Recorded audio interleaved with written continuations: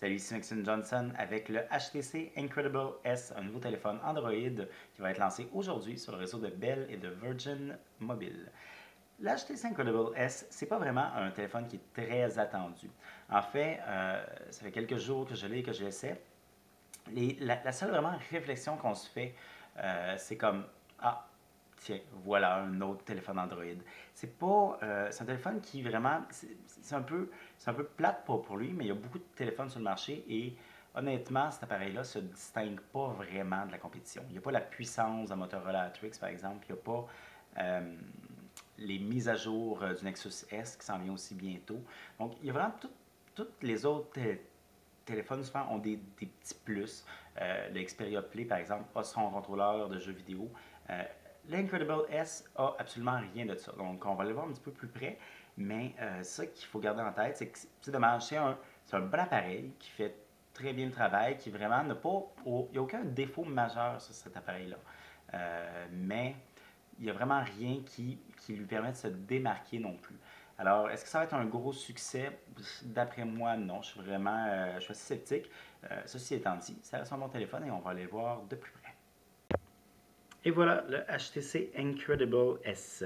Donc, je vais vous le présenter un petit peu au niveau matériel. Ce qu'on peut voir en premier lieu, c'est vraiment son design industriel, ici avec la petite bosse comme on voit. C'est vraiment un design qui est caractéristique des téléphones Incredible.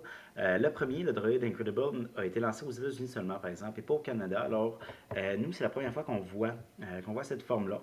Honnêtement, il y a des gens qui aiment, il y a des gens qui détestent. C'est vraiment très polarisé les opinions à ce niveau. Moi, j'aime bien, mais donc c'est libre à vous. L'œuvre finie est dans une espèce de plastique caoutchouteux, assez mou, mais qui donne l'impression d'une bonne solidité. C'est pas la première fois qu'on voit ce plastique-là, cette finition-là. Moi, je l'aime bien. Alors, on a à l'arrière un appareil photo de 8 mégapixels, deux flashs CDEL, deux haut-parleurs ici. Et on a en passant un autre appareil photo à l'avant. On a les grands haut-parleurs ici pour entendre, qui sont un peu comme ceux du HTC Desire HD. Donc au niveau finalement extérieur, tout ce que j'ai d'autre à dire, c'est peut-être les boutons. Comme on peut voir, ils sont très subtils, ils sont quasiment, on les perd dans la finition. Moi, c'est pas quelque chose que j'aime beaucoup. Je trouve que des fois, ils sont assez durs à toucher, surtout celui du haut. Mais bon, c'est quand même assez mineur.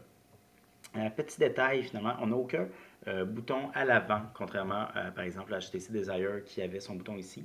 Et même, tous les boutons c'est pas des vrais boutons, c'est des boutons capacitifs. Et un petit détail qui est vraiment le fun, c'est lorsque je suis en mode portrait ou en mode paysage. Donc, pour aller voir, je vais aller dans l'Android Market. Alors là, je suis en mode comme ça, portrait, et vous voyez, j'ai mes boutons ici.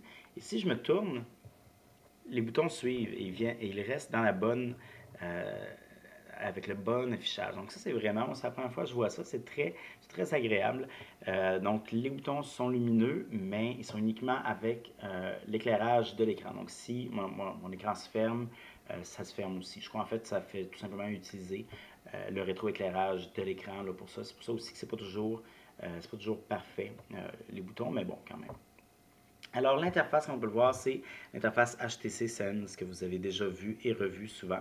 Donc, on n'a vraiment rien de plus qu'avec le HTC Desire HD qui a été lancé récemment chez TELUS.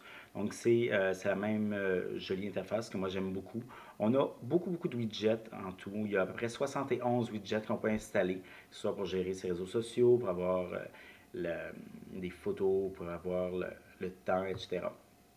Alors, sinon, qu'est-ce que je pourrais dire d'autre? Les caractéristiques internes. Écoutez, on a un processeur d'un GHz Qualcomm avec les graphiques Adreno 205. Donc, c'est des graphiques corrects, c'est un processeur correct et l'équivalent de ce qui était lancé à la fin de 2010. Euh, Au niveau des benchmarks, Quadrant, entre autres, vous avez un benchmark d'à peu près 1600. Donc, c'est bon, mais c'est inférieur au Nexus S. C'est inférieur, évidemment, surtout au Motorola Atrix.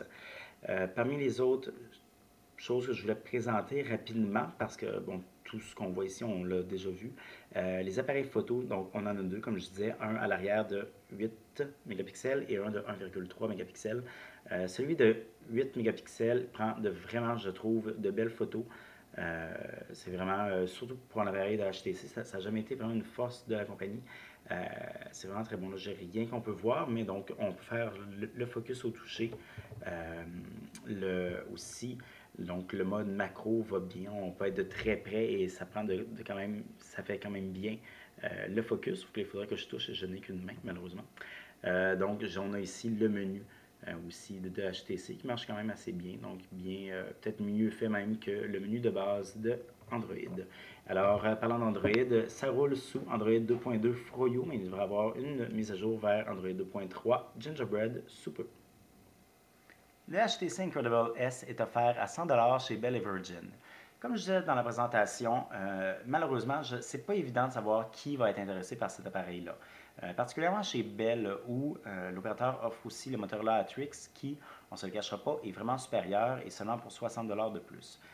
Chez Virgin, la situation est un peu différente, parce que Virgin a moins d'appareils Android et honnêtement, le Incredible S devient le meilleur téléphone Android de Virgin. Ceci dit, il va y avoir beaucoup de compétition aussi, entre autres avec le Nexus S, qui lui n'est pas offert chez Virgin, mais offert ailleurs. Donc le Nexus S ressemble beaucoup à deux différences près. Son écran est un petit peu meilleur et son système d'exploitation est mis à jour toujours directement par Google. Alors c'est vraiment deux quand même gros avantages par rapport à Incredible S, qui fait que, comme je disais, c'est pas évident de quelle situation on va choisir cet appareil-là.